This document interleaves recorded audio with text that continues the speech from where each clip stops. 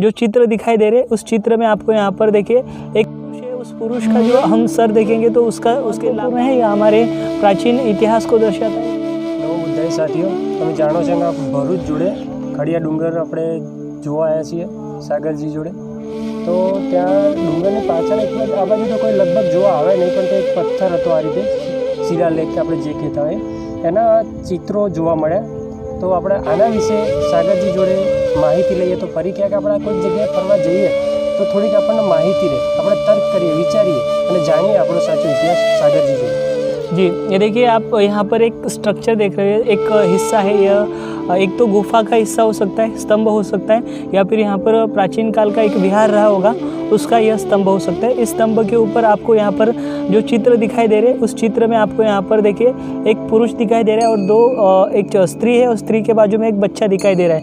और यह जो स्ट्रक्चर है यह हमें बुद्धिस्ट स्ट्रक्चर दिखाई देता है, या फिर बुद्धिस्ट जो शिल्प कलाएँ होती है उसके जैसा यह शिल्प है, यानी कि बौद्ध शिल्प हमें यह दिखाई देता है। क्योंकि यहाँ पर जो पुरुष है उस पुरुष का जो हम सर देखेंगे तो उसके बाल देखिए, जिस प्रकार के तथागत बुद्ध के ऊपर सर के बाल दिखाई देते हैं अमूमन उस प्रकार के बाल दिखाई दे रहे हैं और उस प्रकार के उनके लंबे कान दिखाई दे रहे हैं। और साथ ही वेशभूषा भी हमें उसी प्रकार की दिखाई दे रही है जो बौद्ध शिल्पों में रहती है। और साथ में जो महिला है, महिला के भी हमें उसी प्रकार के ये दिखाई दे रहे हैं और जो वस्त्र है वो दिखाई दे रहे हैं। और ऐसे प्रतीत होता है ये बोधिसत्व रहेंगे या फिर बोधिसत्व का होगा, या फिर शायद से यहाँ पर जिन्होंने यहाँ पर जो स्ट्रक्चर था, यहाँ पर बौद्ध धर्म का ये केंद्र हुआ करता था, यहाँ पर विहार बनाने के लिए या फिर एक बौद्ध गुफाओं का निर्माण करने के लिए शायद से इन्होंने योगदान दिया होगा।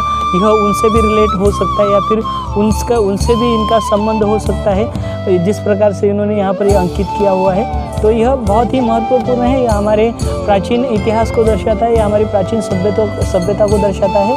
और उसी की एक यह कड़ी है हमारे प्राचीन इतिहास की, जो इस प्रकार बिखरी हुई है यहाँ पर फेंक दिया गया।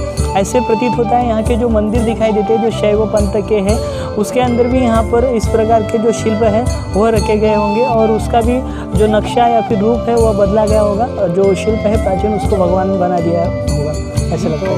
सागर जी, ये कौन से काल का हो सकता है? ये देखिए, ये ऐसे प्रतीत होता है ये आज से 1500 साल पुराना हो सकता है, यानी कि यह करीबन 6वीं से 7वीं शताब्दी के दौर का हो सकता है, मतलब मैत्रेक काल का हो सकता है। यहाँ पर मैत्रेक जो डायनेस्टी थी आपके यहाँ पर उन्होंने 400 साल राज्य किया है और वो बौद्ध धर्म के अनुयायी थे और उन्होंने सबसे ज़्यादा बौद्ध धर्म को दान दिया है।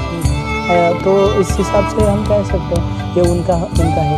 यानी कि जो पत्थर की कितने सालों पुराना है वो आर्कियोलॉजिस्ट को पहचान करें। एक्चुअली देखिए ये जो हिसाब से मालूम पड़ेगा ना कितने साल। जी हाँ, वो एक्चुअली जो हमारा इतिहास है जो शिलालेख या फिर जो कॉइन्स मिलते हैं या फिर जो ताम्रपट होते हैं उससे हमारे भारत का इतिहास लिखा जाता है और उससे आइडेंटिफाई किया जाता है कि अमूमन ये इतने साल का हो सकता है।